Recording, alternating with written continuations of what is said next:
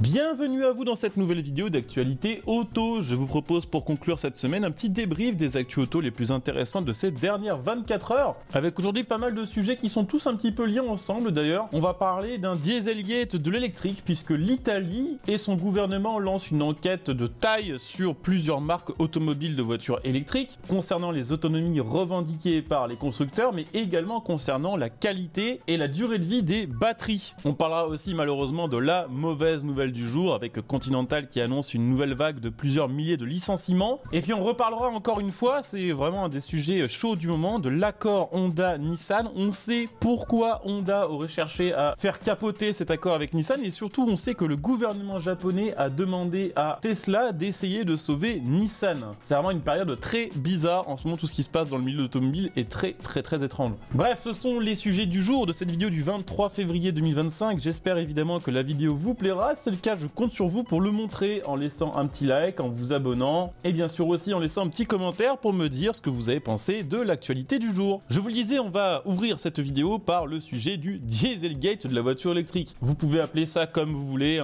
Electric Gate ou encore le scandale lié aux autonomies des voitures électriques. Je vous laisse choisir le titre de cette actualité. Ce qu'il faut retenir et ce qui est important, c'est qu'en Italie, l'autorité de la concurrence a lancé une enquête sur 4 gros groupes automobiles fabriquant tous des voitures électriques: BYD, Stellantis, Tesla et Volkswagen. Pourquoi l'Italie s'intéresse à ces 4 groupes en particulier? C'est parce qu'ils estiment qu'il est tout à fait possible que les informations fournies aux consommateurs sur l'autonomie en kilomètres des véhicules électriques, ainsi que sur la perte de capacité des batteries, soient volontairement erronées ou en tout cas volontairement avantageuses. D'après l'autorité de la concurrence italienne, ces 4 gros groupes automobiles auraient fourni sur leurs sites internet respectifs des informations parfois erronées et parfois contradictoires concernant l'autonomie de leurs véhicules électriques commercialisés. Il est surtout reproché à ces 4 gros groupes de ne pas avoir précisé à leur clientèle quels paramètres, quels facteurs jouent le plus sur l'autonomie des voitures électriques et de ne pas fournir assez d'informations sur la perte de capacité des batteries entraînées par une utilisation normale de la voiture. En gros, pour résumer très simplement, avec un petit exemple, si vous allez sur le site de Volkswagen et que vous voyez une voiture sur laquelle il est affiché 450 km d'autonomie, il est reproché en gros à Volkswagen de ne pas expliquer dans quelles conditions ce véhicule peut vraiment réaliser 450 km. Est-ce que c'est en roulant à 80, 90, 130 km/h? Est-ce que c'est une mesure qui contient plusieurs accélérations ou est-ce que c'est le véhicule lancé qui parcourt 450 km? Ça peut dans certains cas être considéré comme trompeur parce que un client qui achète une voiture en se disant qu'il va pouvoir faire 450 km peut s'estimer floué si lorsqu'il l'utilise sur autoroute, il peine à dépasser les 250 km en s'apercevant que les 450 ne sont faisables que lorsque la voiture est utilisée en ville à vitesse constante par exemple. Ou que beaucoup sont surpris de voir que l'autonomie de leur voiture est divisée par 2 lorsque la température est inférieure à 0 degré. Tout ça, ce sont des informations qui, d'après l'autorité de la concurrence, devraient être plus claires, être mieux affichées, référencées pour les utilisateurs, pour que ce ne soit pas considéré comme trompeur. Personnellement, j'ai toujours trouvé ça très bizarre que sur les voitures électriques, on ne se concentre que sur l'autonomie maximum et pas sur la consommation en kWh au 100 km. Quand on achète une thermique, il ne sera pas mis en avant le fait qu'elle puisse faire 1000 km avec un plein, mais plutôt le fait qu'elle consomme par exemple 4 litres au 100. Alors après, on est d'accord, sur les voitures thermiques et les voitures hybrides également, les calculs sont souvent extrêmement avantageux, mais j'ai toujours un petit peu de mal à comprendre pourquoi on fait cette différence entre les deux technologies. On devrait choisir également sur les voitures électriques de mettre en avant leur consommation électrique moyenne plutôt que de dire qu'on peut faire 450 km avec une charge. Ça dépend de trop de choses, ça dépend beaucoup trop du conducteur aussi. Donc ça, c'était la première chose qui a été remontée par l'autorité de la concurrence. La deuxième, c'est effectivement la capacité de la batterie à bien vieillir. Il est toujours très difficile de trouver des informations lorsqu'on achète une nouvelle voiture électrique sur les sites internet ou dans les brochures sur les capacités de la batterie après par exemple 500 ou 1000 cycles de charge. Est-ce que la batterie sera capable d'avoir toujours au moins 80% de son autonomie? Est-ce que les temps de charge, est-ce que les consommations seront modifiées? Est-ce que je pourrai utiliser mon véhicule dans 10 ans comme je l'utilise le premier jour? C'est des informations qu'on n'a pas pour l'instant et ce sont des informations que l'autorité de la concurrence italienne souhaiterait que les constructeurs affichent plus clairement. Donc cette enquête risque de durer des mois puisqu'il va falloir récupérer un tas de données auprès des 4 gros constructeurs cités. Volkswagen a indiqué qu'elle allait coopérer pleinement avec les autorités. Stellantis a également fourni les réponses et les documents nécessaires. Du côté de chez BYD et de chez Tesla, on ne sait pas vraiment pour l'instant comment ça va réagir. Il y a quand même un truc à ne pas oublier dans toute cette histoire, c'est que l'Italie est quand même l'un des pays, voire peut-être le pays européen le plus anti-électrique. Il est tout à fait possible également que le gouvernement italien essaye de peser contre la voiture électrique avec ce genre d'enquête, dont le résultat ne peut avoir que des conséquences négatives sur la voiture électrique. Affaire à suivre, je vous en reparlerai quand on aura la suite des événements et quand on aura enfin les résultats des recherches de l'autorité de la concurrence italienne. D'ailleurs, vu qu'on parlait de BYD, je vous rajoute une petite actualité au passage, mais il faut savoir qu'il y a en ce moment des gros problèmes chez BYD. Alors pas spécialement concernant la fiabilité de leur véhicule, mais ils ont reçu 4700 plaintes en une semaine. Ça ne concerne que des plaintes émises par des conducteurs chinois. C'est pas une habitude, hein. D'habitude BYD tourne aux alentours de 150 réclamations hebdomadaires. Là, c'est 30 fois ça en une semaine. Il y a une raison pour laquelle il y a eu 4700 plaintes d'un coup, c'est que ces clients s'estiment lésés par une offre promotionnelle qui a été réalisée par BYD, qui du jour au lendemain a rendu gratuite certaines fonctionnalités qu'elle avait précédemment fait payer à des clients en tant qu'option. Plusieurs clients lésés expliquent avoir pourtant demandé en concession, quelques jours avant d'acheter leur BYD, si éventuellement de nouvelles offres promotionnelles ou des nouvelles mises à jour software étaient prévues à court terme sur plusieurs modèles de la marque, question à laquelle on leur a répondu que non, pour au final apprendre quelques jours à peine après que les mêmes modèles vendus au même prix sont maintenant équipés de meilleures technologies, ce qui a un double effet, on va dire, négatif pour ces clients, parce que de 1, pour exactement la même somme d'argent, quelques jours après, ils auraient pu profiter d'une voiture bien plus équipée, et de 2, ça pèse à la baisse sur la valeur de revente de leur BYD. Forcément, puisque sur le marché de l'occasion, qui préférerait acheter une voiture moins équipée qu'une autre vendue au même prix? Donc pas le choix, ils vont devoir les revendre moins cher pour espérer pouvoir s'en débarrasser un jour. Donc 4700 plaintes ont été déposées. Il faut savoir que les clients lésés demandent tout simplement une mise à niveau gratuite de leur voiture ou un remboursement partiel de leur voiture. Pour l'instant, BYD n'a pas vraiment réagi au sujet. Ils ont simplement expliqué que les demandes étaient en cours d'examen, sans préciser vraiment si elles envisageaient différents gestes commerciaux. En réalité, c'est pas la première fois que ça arrive, notamment en Chine. On se rappelle de Tesla qui avait eu ce genre de plainte également suite à des baisses massives de prix sur par exemple leur modèle 3, et que ce genre d'affaires on risque d'en voir de plus en plus parce que le marché de la voiture électrique c'est un marché tellement tendu que les constructeurs cherchent vraiment à tout prix à séduire les clients, multipliant les réductions, les remises, les offres promotionnelles ainsi que les équipements gratuits. Donc c'est une des premières grosses affaires du genre, on verra ce que ça donne d'ici quelques temps. Je voulais aussi vous parler dans cette vidéo de licenciement. Malheureusement, Continental vient d'annoncer qu'elle allait licencier encore plusieurs milliers de salariés, notamment en Allemagne. L'Allemagne en ce moment c'est vraiment compliqué pour eux de chez compliqué. Continental annonce que 3000 postes vont être supprimés d'ici fin 2026. Pour expliquer les licenciements, Continental a dit ceci, je cite: « La raison principale de ces suppressions de postes est un environnement de marché dynamique et difficile alors que l'industrie subit une transformation majeure vers les technologies futures. » Ces technologies futures, ce sont les voitures électriques. On peut donc traduire en Continental licencie à cause de la transition vers la voiture électrique. Ces 3000 suppressions de postes se rajoutent aux 7150 déjà annoncées par le groupe l'année dernière et se cumulent aux 580 emplois supprimés après l'annonce le mois dernier de la fermeture de 5 usines en Allemagne. On rappelle que Continental embauche 200 000 personnes à travers le monde, qu'elle cherche à réduire sa masse salariale d'environ 10% pour rester compétitif. Donc vous l'aurez compris, il va y avoir encore des licenciements annoncés d'ici quelques temps parce qu'on est encore loin du compte. Et en parallèle, Continental annonce également geler ses embauches. Continental sont pas du tout les seuls dans ce genre de sauce, il y a également Bosch ou encore ZF pour n'en citer que quelques-uns. Tous les gros équipementiers traditionnels européens sont touchés depuis plusieurs mois par la chute des commandes des constructeurs. Effectivement, les marques commandent moins de pièces aux équipementiers parce qu'il y a tout simplement moins de commandes, il y a moins de clients qui veulent acheter des voitures. Faut rajouter à ça que la concurrence chinoise est extrêmement agressive et propose plus ou moins les mêmes pièces que ces équipementiers à des prix bien moins élevés, et qu'en plus de ça, les coûts d'énergie ont explosé en Europe, ce qui fait que l'industrie de manière générale, et encore plus l'industrie automobile, est extrêmement dure à rentabiliser ici. Je voulais aussi dans cette vidéo vous reparler un petit peu du deal Honda-Nissan qui a capoté, vous commencez à le savoir, on a eu l'occasion d'en parler plusieurs fois. On rappelle quand même que c'est une fusion dont ne voulait pas vraiment Honda, ça a été un petit peu imposé par le gouvernement japonais, et en gros on soupçonne Honda d'avoir utilisé un peu n'importe quel prétexte pour faire exploser le deal. On apprend aujourd'hui quand même que Honda aurait demandé à Nissan d'abandonner sa technologie hybride e-Power. Elle a été jugée comme trop chère à produire par le constructeur Honda, et en gros Honda aurait préféré que sa seule technologie hybride soit utilisée au niveau de tous les modèles du groupe. Enfin de cet éventuel nouveau groupe Honda-Nissan qui au final pour l'instant n'a pas vu le jour. On rappelle que la technologie hybride de Nissan, baptisée e-Power, utilise un moteur électrique comme seul générateur de puissance et de motricité, et les parties thermiques de ces voitures-là servent en fait de générateur. Le moteur thermique fabrique l'électricité à bord du véhicule qui est ensuite utilisée par les moteurs électriques. Chez Honda, on est sur une hybride un peu plus traditionnelle, c'est-à-dire que parfois la voiture fonctionne uniquement en 100% électrique, mais le moteur thermique est quand même relié aux roues via la transmission et va se déclencher à partir d'une certaine vitesse, notamment lors de la conduite sur autoroute. Donc Honda aurait voulu que seule sa technologie d'hybride continue d'exister, et apparemment Nissan n'aurait pas voulu négocier sur ce point-là. Alors il y a encore une autre news qui est liée à ce sujet, c'est que le gouvernement japonais, même s'il ne veut pas que Nissan entre en deal avec Foxconn, qui est une marque chinoise et taïwanaise, elle n'a pas par contre de problème avec le fait d'entrer en contact avec une marque américaine, puisque le gouvernement japonais a demandé à Elon Musk et à Tesla d'investir directement dans Nissan pour sauver la marque. Vous avez bien compris, le gouvernement a demandé à Tesla de sauver Nissan. Alors faut savoir quand même que le timing est particulièrement